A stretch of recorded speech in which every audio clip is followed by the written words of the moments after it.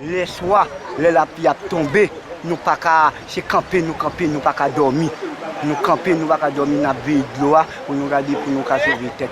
L'autre jour là, nous camp passé, même 15-20 personnes mourir dans l'eau. Mourir dans l'eau, qu'à écraser, nous pas qu'à côté pour nous arrêter. Jean-Marie Anténor est père de famille et réside à Port-à-Piment, une ville du département du sud-est d'Haïti. Comme tous les habitants de Port-à-Piment, il s'inquiète à l'approche de la saison cyclonique.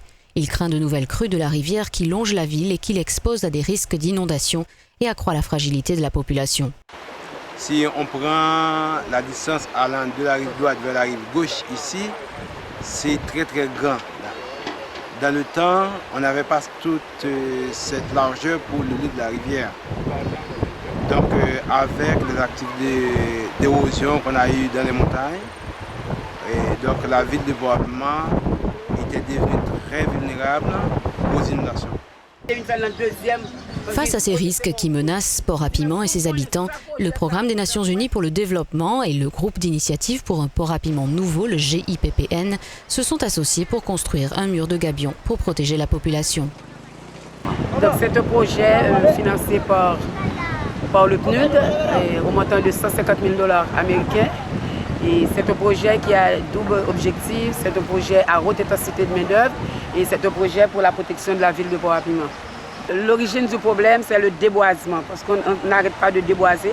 Si vous faites un coup d'œil là-bas, vous avez les mônes. Nous sommes au bassin versant de la rivière de Port-à-Piment. Et nous sommes là à un confluent. Il y a deux rivières. Il y a la rivière de Randel et la rivière de Guillaume qui se rencontrent ici. Et parfois, ça cause de très grands dangers pour la ville de Port-à-Piment.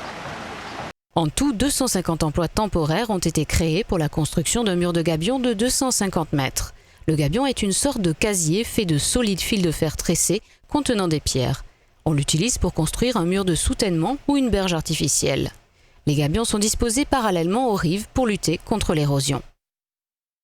Cette structure est mise en place, c'est pour d'abord bloquer, limiter le lit de la rivière et faire en sorte que les eaux aient une route pour aller et éviter que les eaux traversent les communautés et envahissent les communautés. Le projet a commencé en 2008. À cette époque, la rivière débordait complètement de son lit. Les communautés étaient régulièrement victimes des inondations. Les champs aux alentours de la rivière étaient constamment immergés et n'étaient pas cultivables. Ce projet permet de récupérer et revaloriser les terres cultivables. Les communautés ont ainsi commencé à développer des cultures vivrières comme les bananiers et à générer une source de revenus en les revendant sur le marché local. Vous voyez que le problème n'est pas encore fini, c'est parce que vous voyez qu'il y a l'érosion là où on s'est arrêté. C'est qu'il est supposé qu'il faudra, pour que le problème soit résolu, que le travail continue jusqu'au pont et pour rejoindre la mer. Et pour compléter le travail, il faudra encore faire 300 mètres, entre 400 plus ou moins mètres linéaires en aval.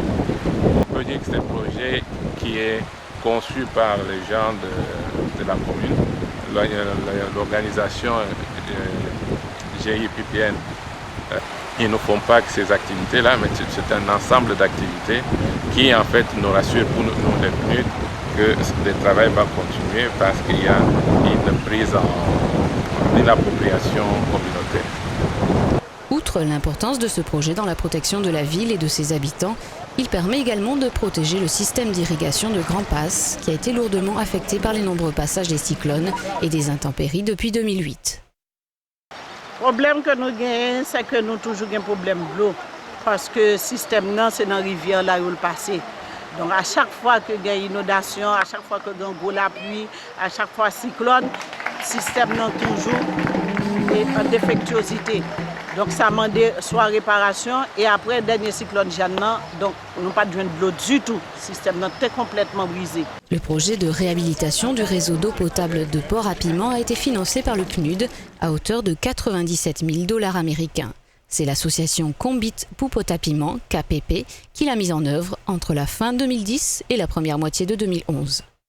Nous avons réussi à faire quelque chose, c'est-à-dire réhabiliter certaines fontaines depuis la source qui se trouve au niveau de Guillaume. Nous avons traversé à peu près de 7 à 8 communautés qui ont été très maltraités durant les passages d'âne et d'Aïk.